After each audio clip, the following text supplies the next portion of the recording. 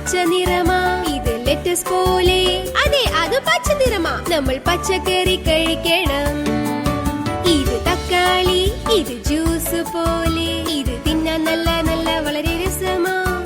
ഇത് നല്ല രുചിയാ. പിന്നെ വൈറ്റമിൻസ്. നമ്മൾ പച്ചക്കറി കഴിക്കണം.